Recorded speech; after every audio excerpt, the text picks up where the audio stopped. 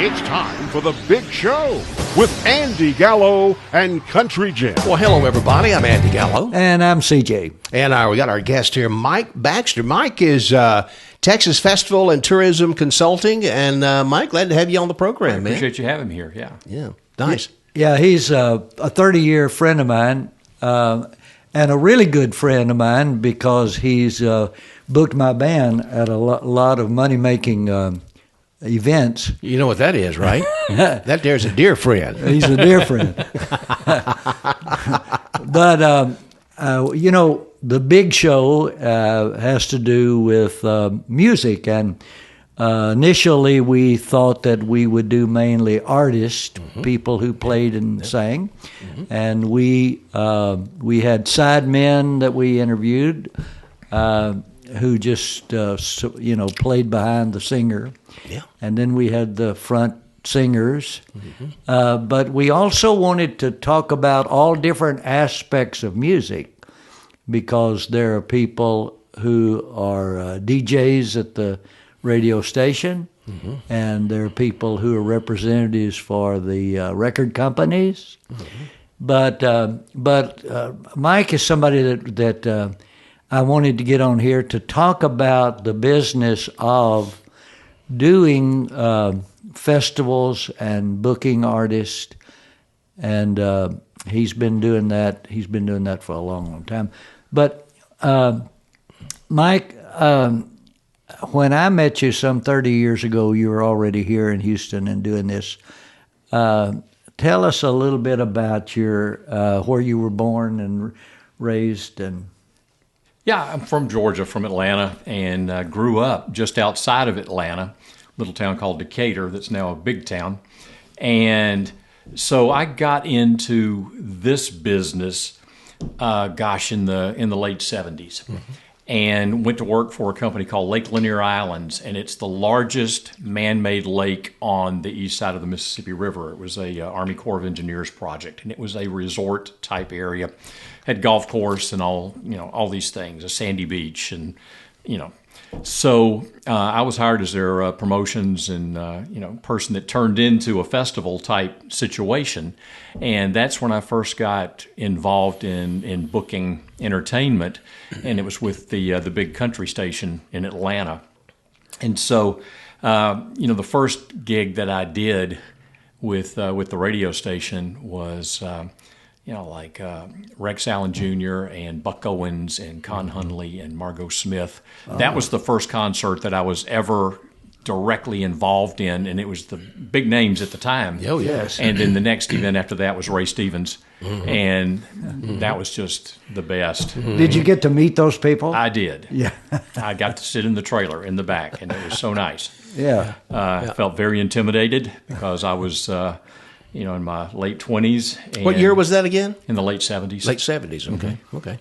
So what music did you like personally? Because I know enough about you to know that you like music other than just classic country music. I like classic rock and roll. Yeah. It's just because of when I grew up. Yeah. And so, you go on your, my play on the truck coming in, or my trips now, traveling around the state, doing these events. It's going to be the classic stations and even the 50s station, too. I love that, too. Well, then how'd you get over here in the Houston area? I was recruited for a job and left, came over to the Houston area from Atlanta, and that job lasted 6 months, and they said, see ya. And here I was, 900 miles from home. Yep.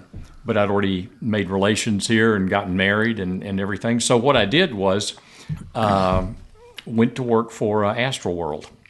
And I was already involved to a degree with Six Flags, a little from back in Atlanta. So they hired me for the summer with the full intent of hiring me full-time at the end of the summer.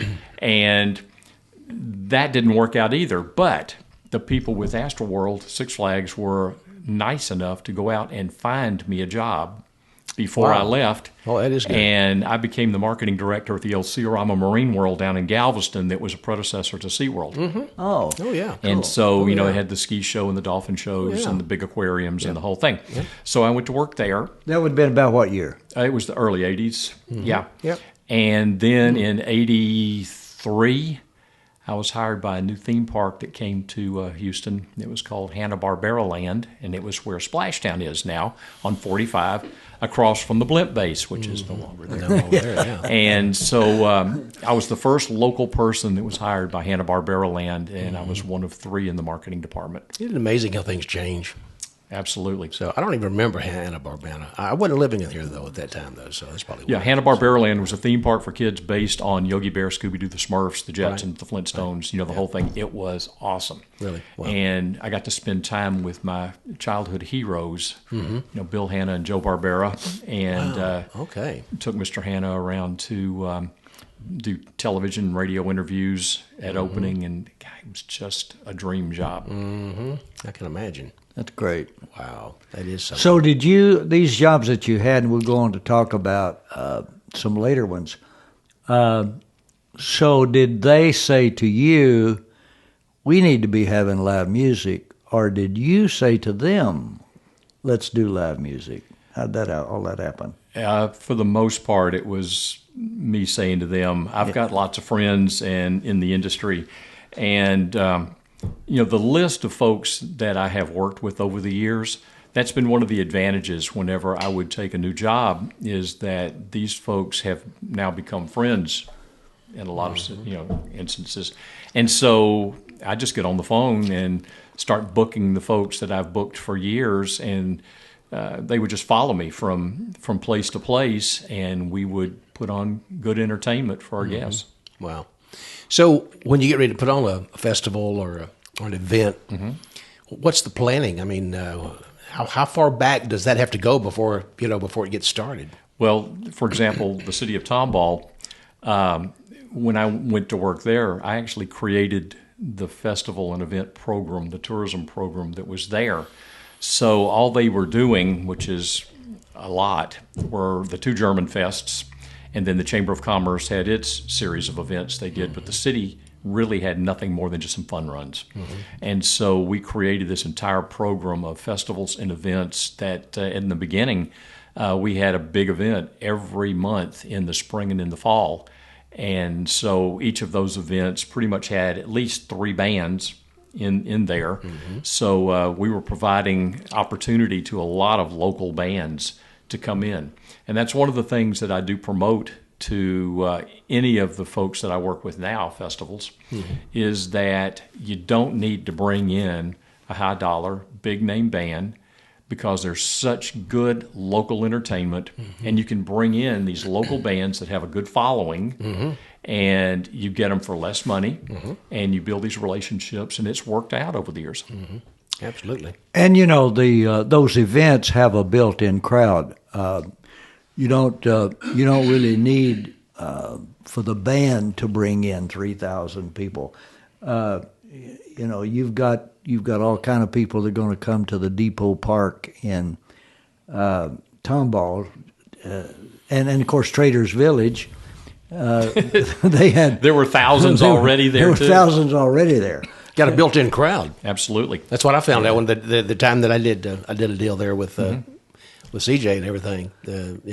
You were probably there at that time. That was early 2000s. Yeah. So I was. Yeah. So yeah. Well, some of the events I'm thinking about. Of course, when you were at that Splashtown thing, the guys in my band loved. They loved that gig because Why was that? Well, we would we would set up the sound system there by the wave pool. Oh yeah. And there were statuesque blondes, well tanned in black bikinis, and so the guys in the band would be playing, and you'd hear one of them say, 10 o'clock, 10 o'clock. 12 o'clock high. All right, there you go. But I tell you how we met, though, is the thing there was that we booked a high dive show. Oh, yeah. at Splashtown that year, and one of the sticks, I guess they call it, that this high dive group would do, Right. Yeah. was a Hatfield and McCoy's thing. Yeah. And so they were on stage and had the high dive tower way up above. And so when they would finish their show, then these guys would come in and do bluegrass for me.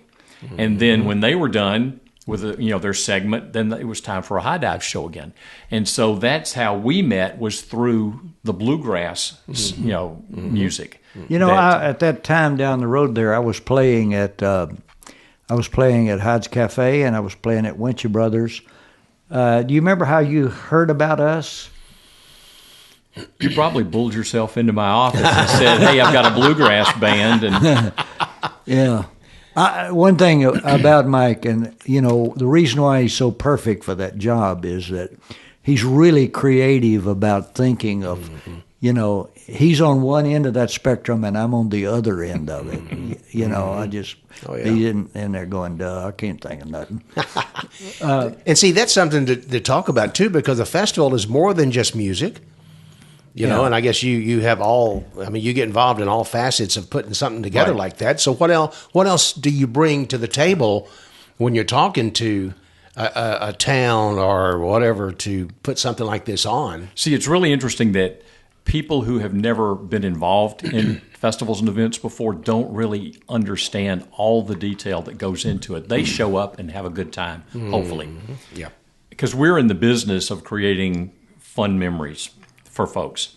And so if something goes south on the backside and we're trying to fix it, as long as the guests don't see it, or if they're not affected by it, then we've done our job. So, it's everything from not just the bands, but all the other activities that take place, be it, your kids zone, or if you've got a petting zoo or whatever. And then you've got your vendors you've got to deal with. Right. And these are food vendors and merchandise vendors. Yeah. And then you've got your marketing and your social media and your public relations work that you do, and, the whole thing. So there's a lot that goes into these things. And then when you're doing multiple events in the year, it's the same thing over and over again. But people, I tell my clients that you don't realize that when you see festivals, they are what they are. But it's not necessarily cookie cutter. But what you do is you find a theme. Again, once you have a theme, then, what kind of music goes with that theme? What kind of food goes with that theme? What kind of merchandise, other activities? So with a crawfish festival, let's start with a crawfish festival. You've got to have crawfish, you've got to have whatever, but then you go out and you find your Cajun bands and the whole thing, and then maybe in 3 weeks or a month you're doing a bluegrass festival. Great. So now let's find just comfort foods, and we find the bluegrass bands and whatever it happens to be. So it's pretty much, it is cookie cutter to a degree, but all you do is fill in the different elements with it. Yep. And you can, it's a lot easier once you've done it again and again and again and again. And like you said, you not only cultivate relationship with bands, but you also cultivate a relationship with vendors. I'm looking forward to Saturday. I've got a bluegrass festival, and my old buddy who does the kettle corn, that I've known him for 20-something years, Mike has all these connections. But Mike, some of the ones that, some of the type of festivals that you did at prior, like at Traders Village, then you brought those over to City Tomball. I think you had to be aware of some legal kind of things about doing that.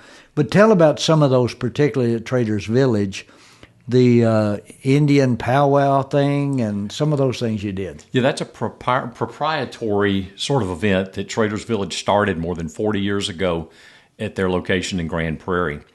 And it expanded then to the Houston market. And then when we opened the one in San Antonio just before I left, they carried that event there as well. So that's a whole nother thing when you're talking some kind of a heritage, a cultural kind of thing, that you need to find people who are really into that and understand. Kind of like the Day of the Dead event that we used to do out at Trader's Village. That's obviously a Hispanic event around Halloween. That's the sort of thing that I would have no background in and wouldn't know how to address it. And so we would reach out to cultural groups in Houston to be involved in that and help us with entertainment and the background on what decorations would not be offensive. And that goes back also to the powwow, the Indian powwow thing. There are certain things that you would have seen on television back in the 60s or the 50s or whatever, or phrases or words that you come to find out now, those were offensive to the Native Americans. And so, you have to avoid that sort of thing as well. Yeah. I wanted to talk some about bands. There's some bands that they're really connected with and that regard you highly, just like I do. So there's a band with the name Fab Five. Are they just being kind of cocky about themselves, or are they really fab? Fab Five are awesome. I've heard those guys. They are good. The Fab Five has played for me since the Splashtown days. Yeah, it's like Jamie has, and they've gone through some personnel changes, but the core is still there after all these years. And it's the same with Bayou Rue, the Cajun band that also does other genres as well. And we've all become friends over the years. And what's really funny is the recording studio contacts that I have and things like that. Turns out these are the recording studios that they have used for years for their own projects and things as well. And the same with Ezra Charles. It's just we've all become friends over the years, and it's not just a client kind of thing. Right. Yeah. Wow. Yeah. If Mike would find out about if I had a family member struggling with whatever, and so he would be calling me and texting me, how's it going? How's that situation? And so he's not just somebody who booked me for festivals. He was somebody who cared about you and whoever else is involved. I think everybody in his family has performed for me at one time or another, all the way down to a grandson. So I was about to say he's got a big family. They're all talented. So you're definitely in good hands there for sure. When it comes to music, for sure. But whenever I go to a new, and it hasn't been a lot, but like I said, it was 14 years at Splashtown. It was 12 years at Trader's Village. It was 11 years in Tomball. Whenever I would leave from one place to the next, then all of these entertainers would come with me and would perform. And groups like the big North Houston Volkswagen Club, they moved their Volkswagen show that's massive from Splashtown to Trader's Village, from Trader's Village to Tomball, and now we're looking for another location, to help them have their, one of their annual events as well. And the chili guys as well, too. Right. The chili cooks have gone with me from place to place. And so it's relationships with all of these that I've created over the years, and we're friends, and I want to continue working with them. How many events a year do you put on? Well, in Tomball, it started at about 8 or 10 major festivals. It was probably close to the same thing over at Trader's Village. So, a lot of events, and they're all different. And what you're doing, like when we started the festival program in Tomball, it was specifically set up as a marketing tool so that people would come to recognize Tomball as more than that little town you drove through on the way from Houston to the Renaissance Festival. And so we made it over 10, 11 years a destination. And because of what was created there, the buzz got out. People became aware of Tomball for what it was and what it could be. And now you've got, residential growth like they've never seen before, commercial growth. There's not an empty space, I don't think, in downtown, on Main Street, and now on the side streets. And so as a result of the success of the program in Tomball, I've been approached by the city of Hitchcock. And so we're supposed to find out very shortly if I'm going to be working with them as a consultant to help them do a revitalization of their downtown area and create 2 major festivals for them that'll happen throughout the year. So it's a good thing. It's as a marketing thing versus entertainment, even though it does entertain. So can you use me on one of those maybe? We'll talk later. And I do voiceover work, so well, just remember that. And then me having a silly thought, I forgot about Another silly thought? Yeah, another silly thought. Just a day in the life. Oh, yeah, I remember now what I was going to talk. One thing that really impressed me was the mistake that people make in planning an event and just say, man, I sure hope we get lucky and people show up. Yeah.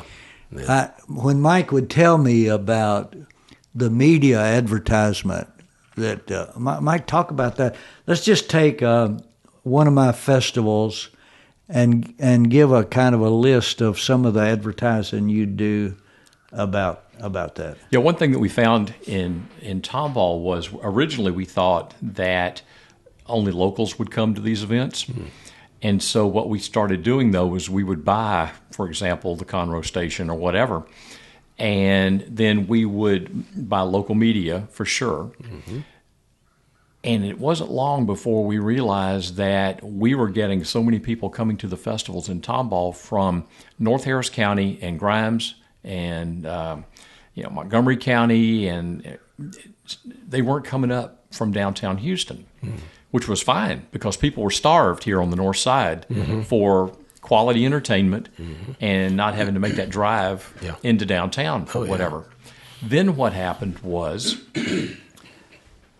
people started driving up from downtown because they didn't want to go to a festival downtown themselves. They lived down there, but they wanted to get out in the country. And so we started getting that. We were working with a client that had a regular quarterly show or segment on Channel 11 in the morning with Deborah Duncan, the host there. And on her show, he would go in there and he would talk all kinds of home improvement, type segments. And then at the end of that segment, right before the 4th of July, when he did his segment, he would say, and oh, by the way, we're sponsoring the 4th of July celebration out in Tomball this weekend. We hope to see you there. The year he started doing that, when the show was over at night, the fireworks show, we noticed that the traffic light, the tail lights, were heading south on the toll road and not north. So we knew people were interested in getting out of the city for festivals and events. And so that worked really well for us. And then you've got just the massive use of social media that in the beginning we didn't have that back at Traders Village and things like that. And so now you're getting all these additional options and ways of tracking it that I still have a problem getting a grip on. And so, things have changed for the better in most cases. We're able to reach more people. And this Oktoberfest that I recently did in the little town of Clyde up near Abilene, I was asking him, well, what do you think about the attendance that we had last weekend? And he said, well, I think it was 4,000 people. But we will know in 2 weeks because he went in and had a company do all this research and set up all these parameters so that they can even track the telephones that, the cell phones that people had on them and all sorts of things. And he said it was very Big Brother-ish. That's what I was about to say. Man. That's what I was about to say. He admitted that. That's a little scary. And said that he will be able to let me know in about 2 weeks pretty much definitely how many people were in downtown Clyde for the festival during this hour and this hour on both days. So I was having lunch with my buddy George that I have lunch with every week, and this was like a couple of weeks before an election, and George gets a message on his phone that says, we notice you haven't voted yet in the early voting. Wow. That's scary. That's scary? Yeah. Wow. And it was true. Right. Well, of course, So if it's on the internet, too, you can remember that it's probably going to be true as well, So right. That's what and it's going to be there forever. Yeah. One of my favorite music buds of yours is Ezra Charles. You got any? Tell me about the audience. Probably doesn't know who Ezra Charles is. Some people Be surprised. Yeah, yeah, 'cause he's everywhere. Man, Ezra was, or still is, he's just a Houston tradition. He grew up and started his whole career over in the Golden Triangle. I think with Johnny Winter. I mean, they were doing stuff together all those years ago and everything. Yeah. But he was the house band even for the Houston Rockets for several years. Was known for his band that had an all-girls horn section that was incredible. I mean, the sound that they would produce, and him playing the boogie-woogie music on his piano, on his little baby grand and everything. Yeah, he's great. And so we still do some projects together. But I don't know how those girls played so well, as much moving around as they did on stage. Yeah, they were synchronized. They would do the horns in unison. It was awesome. Wow. Choreography. Yeah, something like that. The Tomball Festival, of course, is in a wonderful park, a depot park where there's a train depot. It's right by the railroad track, which is a great place to put a depot.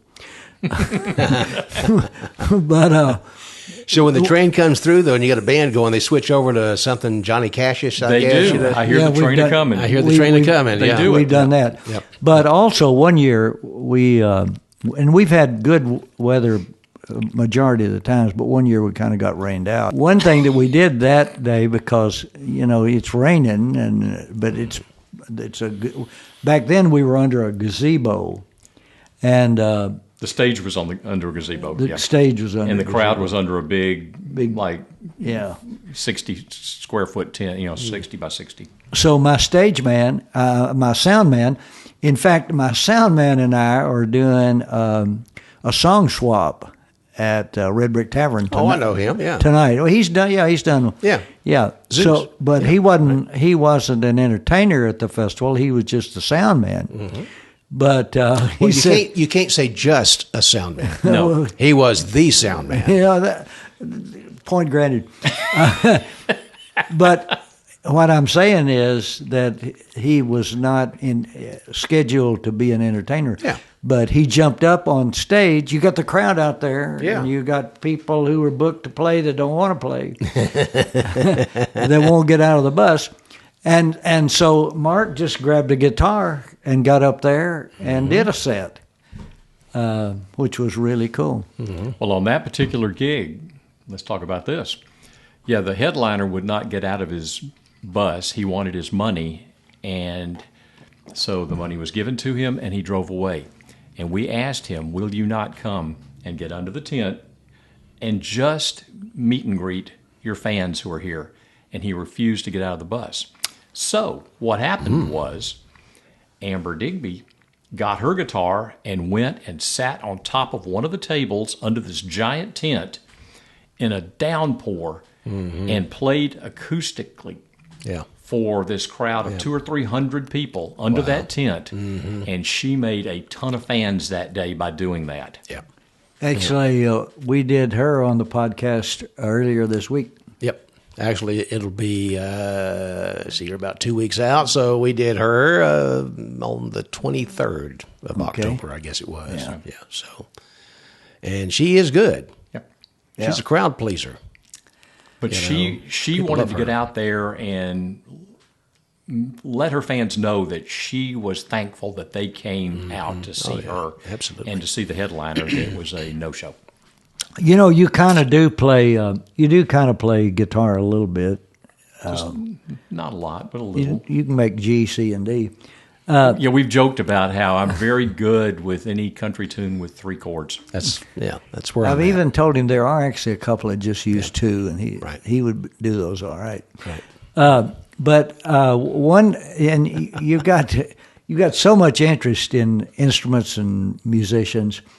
One thing that fascinates me is the guy that you get to come and be a vendor that makes cigar box guitars. I have now 6 cigar box guitars in my collection. They're made by a fellow named Tracy LaRue out of Waller. He's real close to the Renaissance Festival up in that part of Waller.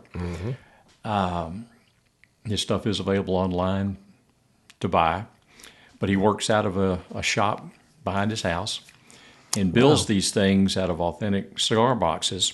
But I had him create a special one for me that's out of a 1952 Roy Rogers lunchbox, like we would have carried to school. Oh, wow. And so he tricked it out with some leather and some Western-looking stuff, and also they're all electric, the ones that I have. I think this particular one has kind of a cream-colored dial, but a couple of the cigar box guitars that I have, their volume controls are actually Shiner beer caps. Wow. So he really good. customizes these and does a great job. In fact, I just sold the 6-string cigar box guitar that he made for me to a friend to give as a gift. So the rest of these are 3-string guitars, open G, so that you strum it and it's a chord. And one finger behind a fret is a chord. And so it's very easy to play. Wow. Yeah.